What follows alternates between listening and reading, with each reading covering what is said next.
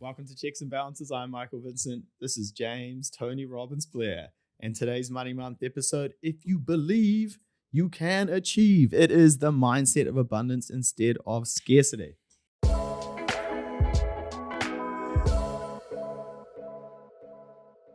Okay. Right, Tony Robbins, give it to me. All right. So this may go to like a weird place, but If it's not already. Yeah, it's 100% true that if you think you can do something or you can't think you can do something, you're going to be right in either situation. So that's what we're going to talk about today. There's a quote in here: "The mind that perceives its environment in terms of abundance will attain its desires, while the mind that perceives only scarcity will acquire only lack." Great. Yeah. So here's the thing, right? I'm not one for motivational books, quotes, inspirational Tony Robbins speakers. Who's going to carry the boat, Mike? I don't know. You carry the boat, man. I'm just doing my thing. Yeah. So you're going to have to convince me why I should listen to this. Okay, cool. So if you wake up at 4 a.m., I do. take a cold shower, I do. and then work for 6 hours. 8 hours. Yeah. No, but then you start again at 10 a.m. and then you do another What? 6 hours. Wait, what? You want me to have another shower? Yeah, because you're going Cold? to be working so hard. Ah. Nah, so, I mean, surely you have been around positive people and you've been around negative people. Yeah. So let's do it this way, Mike. Let's forget about the notes. When you're talking to somebody who is positive, excited, how do you feel when you're talking to somebody like that? I feel positive and excited. Cool. And what do you think about for your own future or whatever you're talking to this person about? Generally, when I'm around positive people and people are excited and they believe they can do things, they want to go out and do it, I get on the same buzz and I go and do the same thing because I'm like, I want to do that. I want to be that person. Yep. And if you're talking to somebody where, when you talk to them about something exciting, they come back and tell you 5 reasons why it won't work. Or I literally try not to talk to them. Yeah. I literally am like, you don't get this. And why don't you want to talk to those people? Because you're negative.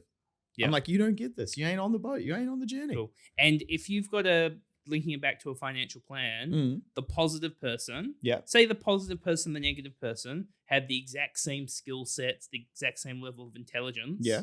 Do you think those people will end up in the same places? No, because the externalities of your attitude towards things, whether that be a good attitude or a bad attitude, I would say make up 50 to 60% of the success. If you both have the same skills and work ethic, I would say 50 to 60% of whatever success beyond that is made up of your attitude. Do you think people make their own luck? Yeah. Or do you think luck is a thing? I think luck is a thing to a degree, but I think, again, on a percentage term, I would say it's 60% you make your own luck and 40% you're lucky. Yeah. And more you make your own luck. Yeah, because you have to put yourself in the situation, right? Like if you are sitting at home or you're not meeting people or you're not applying for that job because you don't tick all 9 of the boxes relevant to that job, then you're not going to put yourself in situations where they can be like, how did that person get in that spot, right? Yeah. And essentially, at the end of the day, anything in life is just about building blocks, right? And in terms of planning, you start at 1, you want to get to 10. You just think about how you're going to get to 10. Then the mentality is going to be like, that is way too hard. I cannot get there. But if you go, well, how do I get from 1 to 1.1? And then it's building blocks on top of it, right? Yeah, I get that. I get that. I find it cheesy. Yep. That's why I'm not into it. Yeah. But it is interesting when you break it down like that.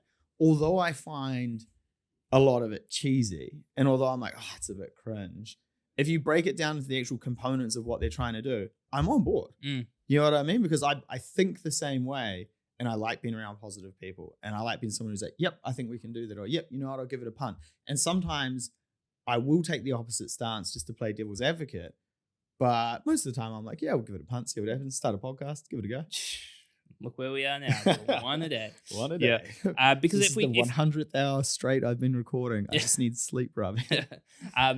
As the great flow rider says, I just want to go home, man. Go home, man. So if we look at going back to the network piece from yesterday, if you're around negative people all the time, then that's probably going to start to, at an eventual point, you either need to pull yourself out of that situation, or you're going to start thinking negatively, aren't you? Oh, 100% right. And again, I think it's one of those things where each person will approach this in their own sort of individual way with how they do things. But it is really about your attitude towards getting stuff done. Don't know if I can swear, so I'll just say stuff.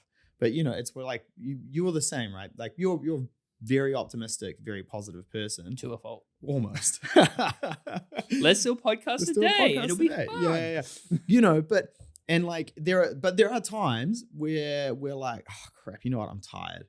And I just want to go home. I just want to go home, man. But or like, oh, it's a bit of a rough deal, and you get a bit down. But I generally find like when you're around other people who are positive, it's very easy to bounce back from that. Yeah. As opposed to like if you get in that mindset of just being like, oh, shit, man, the world's against me at the moment. It's a bit tough, and that's very difficult to get out of unless you have positive people around you. And sometimes you lose perception because obviously the only perception you have is your life and what you're doing.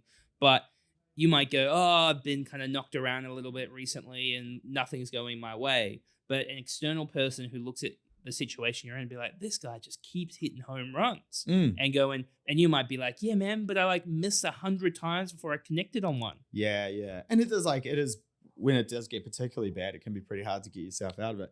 My dad, in the space of, I think 4 weeks or 6 weeks, company went under, got screwed out of a property deal and broke his back. Yeah. And I was like, that is a tough hole to climb out of, man. Yeah. And I was just thinking about, have you watched the Netflix doco Last Dance with Michael Jordan? Yes. Yeah.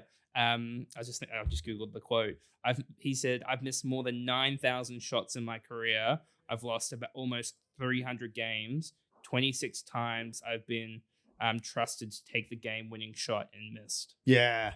I love that stuff. I do love. I know some of it's a bit cheesy. No, I like that. Yeah. The reason I like that from Michael Jordan is I respect his credentials Post James Left more than some bloke on the internet who's just like, I'm a new business coach. Yeah. You know what I mean? Like, and I respect those credentials. Yeah. Cool. Let's just jump to points 8 and 9 with a few practical tips and some challenges, and then we'll wrap it up. Yeah. So the practical tips, like we said before, surround yourself with positive influences.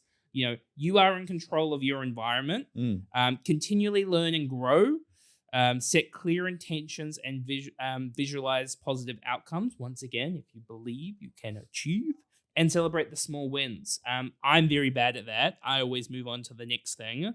I go, that's in the past. I want to do whatever the next thing is. An insurance company tried to give you an award and you told them you were too busy to go to the awards dinner. Yeah, it was not the award. Not a great award. So what are some challenges, Mike? Yeah, cool. So the big one is really just overcoming those ingrained societal and personal beliefs. Like even if you just look at the conversation we just had where I'm like, I find this crap cheesy. You know what I mean? Like that's a belief that I hold. So every time I hear something which probably could be of benefit to me, it washes over me because I'm like, nah, it's cheesy. Not me. Yeah. I feel like I've won you over though. Well, you kind of have. I still don't know if I'll be getting a Tony Robbins eyelid tattoo, but like, just on the knuckles? Yeah. Tony Robbins. Yeah. I think a bit of balance between, being the eternal optimist and just at some point having a bit of a reality check around the pitfalls of what could potentially go wrong is always a good thing. And you've talked before about when you're starting up the wealth business and you had someone who was on the other side of the coin to you. And actually that can be a bit of a benefit sometimes. And then I guess just be self-aware, right? Like it's probably the big one too, is that how's your self-awareness? Anyways, we'll wrap it up there. All right. We'll be back for day 30 tomorrow around how to value your time. Hit us with a sub. You need to get these subs up on Spotify, get these reviews going. Subs are on YouTube. I'm tired, man. I just want to go home. Yeah, we'll catch you tomorrow. Bye.